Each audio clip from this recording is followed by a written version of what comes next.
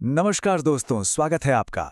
चलिए आज हम चलते हैं राजस्थान की धरती पर और जानते हैं दो ऐसे लोक रक्षकों की कहानी जिनका नाता आप कह सकते हैं सीधे सीधे प्रकृति से जुड़ा है। हम बात कर रहे हैं तल्लीनाथ जी और हरिराम जी की। ये सिर्फ देवता ही नहीं हैं, बल्कि एक जीता जागता उदाहरण है कि कैसे आस्था के जरिए पर्यावरण को बचाया जा सकता है। तो सवाल ये उठता है कि ये अदृश्य संरक्षक आखिर हैं कौन? असल में ये हैं राजस्थान के लोक देवता। इनकी जड़ें ना किसी एक खास गांव या इलाके से बहुत गहराई से जुड़ी होती हैं। ये वो शक्तियां हैं जो लोगों के खेतों की, उनके मवेशियों की, उनके परिवारों की रक्षा करती हैं। और सबसे दिलचस्प बात यह है कि इनकी कहानियां आज भी पीढ़ी दर पीढ़ी लोगों की जुबान पर जिंदा हैं। तो चलिए सबसे पहले बात करते हैं तल्लीनाथ जी की। देखिए, इनकी कहानी सिर्फ आस्था की नहीं है। ये कहानी है पर्यावरण की सुरक्षा की। एक ऐसा मैसेज जो आज के समय में आप जानते हैं पहले से कहीं ज्यादा जरूरी हो गया है। अच्छा, तो तल्लीनाथ जी का जो असली नाम था वो था गोगादेव राठौड़। और वो कोई आम इंसान नहीं थे, बल्कि एक राज परिवार से आते थे। मारवाड़ के राव चुंडा के भाई थे और शेरगढ़ ठिकाने के सामंत भी। लेकिन सोचिए, सत्ता और राजनीति के इस माहौल के बीच उन्होंने चुना अध्यात्म का रास्ता, अपने गुरु जालंधर नाथ के मार्गदर्शन में। पर एक बात और है, देवता बनने से पहले वो एक योद्धा थे। जी हाँ, उन्होंने अपने पिता वीरमदेव की हत्या का बदला भी लिया था। ये उनके जीवन का एक ऐसा पहलू है जो हमें बताता है कि कैसे एक बदला लेने वाला योद्धा बाद में आध्यात्मिकता के इतने गहरे रास्ते पर चल पड़ा। लेकिन आज आज उनकी सबसे बड़ी पहचान क्या है? वो है ओरण का देवता। और यही वो नाम है जो उनके सबसे जरूरी काम को दिखाता है। तो अब सवाल ये उठता है कि भाई ये ओरण आखिर होता क्या है? तो देखिए, औरण का मतलब है मंदिर के आसपास की वो पवित्र जमीन जहां से पेड़ पौधे काटना बिल्कुल मना है, सख्त मनाही है। ये दरअसल आस्था के जरिए प्रकृति को बचाने का एक सदियों पुराना और सच कहूं तो बहुत ही असरदार तरीका है। और जरा सोचिए, राजस्थान जैसे सूखे प्रदेश में जहां हरियाली ही जीवन का आधार है, वहां इसका कितना महत्व होगा। और बस इसी वजह से तल्लीनाथ जी को प्रकृति प्रेमी देवता के रूप में पूजा जाता है। मतलब उनकी पूरी पहचान ही प्रकृति के सम्मान और उसकी रक्षा से जुड़ी हुई है। वो सिर्फ इंसानों के रक्षक नहीं है, नहीं, वो तो पूरे जंगल और उसके एक एक पेड़ पौधे के संरक्षक माने जाते हैं। और पता है, इस आस्था का असर जमीन पर आज भी दिखता है। आप जालौर जिले में उनके मुख्य मंदिर पांचोटा के पास जाइए।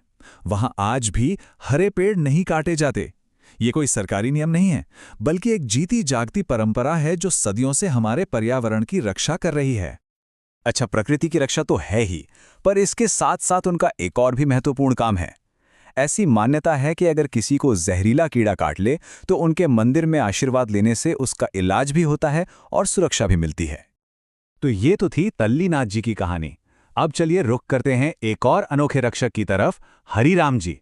प्रकृति को बचाने का इनका तरीका तल्लीनाथ जी से बिल्कुल अलग है, पर यकीन मानिए उतना ही दिलचस्प भी। तो हरिराम जी का जो मुख्य मंदिर है वो है नागौर के झोड़ड़ा गांव में।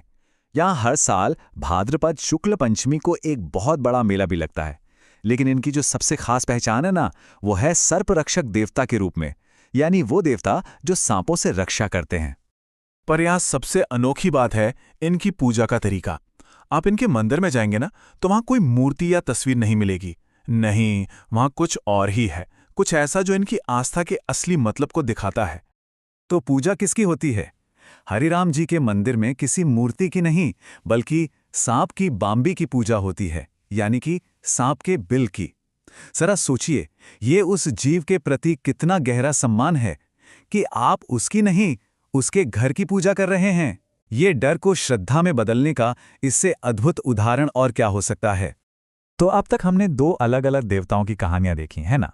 अब चलिए इन दोनों को एक साथ रखकर उस बड़ी तस्वीर को समझने की कोशिश करते हैं जो ये हमारे सामने रखते हैं। वो तस्वीर है आस्था और प्रकृति के संगम की। देखिए, एक तरफ है तल्लीनाथ जी जो पूरे के पूरे जंगल यानी ओरन को ही पवित्र मानकर उसकी रक्षा करते हैं, और दूसरी तरफ है हरिराम जी जो एक जीव यानी सांप के घर मतलब बाम्बी को पूजनीय बताकर हमें साथ मिलकर रहने का संदेश देते हैं। रास्ते दोनों के अलग अलग हैं, पर मंजिल एक ही है, इंसान और प्रकृति के बीच एक संतुलन बनाना। और ये दोनों ही कहानियां उस गहरी भारतीय सोच को दिखाती हैं जहां आस्था और पर्यावरण का सम्मान, आप कह सकते हैं, एक ही सिक्के के दो पहलू हैं। ये हमें याद दिलाता है कि हमारे पूर्वजों के लिए प्रकृति की पूजा करना ही असल में उसे बचाने का सबसे बड़ा तरीका था।